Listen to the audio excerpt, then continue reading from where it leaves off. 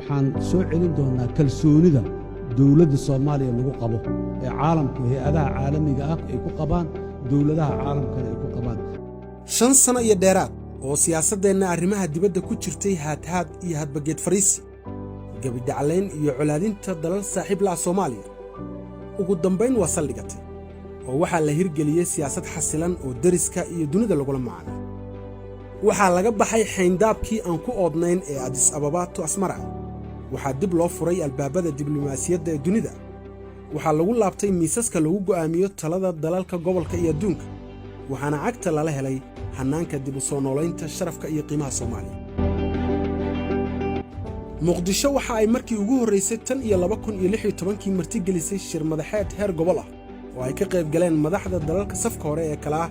Djibouti, Kenya iyo Ethiopia shir caynkan ah in dawladda Soomaaliya qabato waxa ugu dambeysay 6 sano iyo 5 bilood ka hor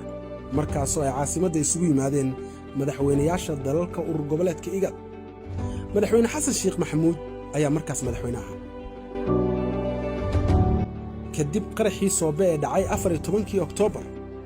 madaxweynihii hore ee dalka Maxamed Cabdullaahi Farmaajo ayaa 22 23 iyo 24 Oktoobar 2017 wuxuu socdaal ujeedkiisu ahaa sidii uu taageero ugu heli lahaa dagaalka ka dhanaha al-shabaab ku tagay Uganda, Ethiopia iyo Djibouti. I'm here to seek support and solidarity with our brothers here in Ethiopia. And now I will also go to Djibouti to do the same thing and to unite in this war against al-shabaab. yeelkeeda hadda xaalka Soomaaliya sida ma haddii Farmaajo u safrayay Kampala, Addis Ababa iyo Djibouti si uu garab istaag dagaal u weydiisto hoggaanka dalalkaas hadda madaxweyne Xasan Sheekh Maxamuud wuxuu caasimadda waddanka ku casuumay madaxda dalalka safka hore ee kala ah Djibouti, Kenya iyo Ethiopia si ay kaalintooda u qaataan madaxweynaha Soomaaliya Xasan Sheekh Maxamuud madaxweynaha Kenya William Ruto ra'iisul wasaaraha Ethiopia Abiy Ahmed iyo madaxweynaha Djibouti Ismaaciil Cumar Geele waxay hoosta ka xariiqeen taageerada dagaalka ka dhanka al-shabaab iyagoo bogaadiyay guulaha ay soo hoyeen ciidankeena geesiyaasha iyo dadka deegaanka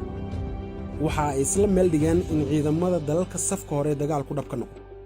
waxa ay muujiyeen muhiimadda ay leedahay in la sameeyo howlgal ay si wada jir ah u fuliyaan ciidamada xoogga dalka Soomaaliya iyo ciidamada dawladaha Djibouti, Kenya iyo Ethiopia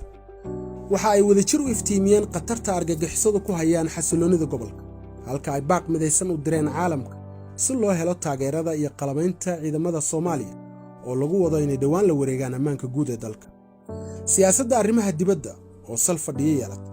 laguna saleeyo mabaadi'da iyo xaqiijinta danaha diblomaasiyadeed ee waddanka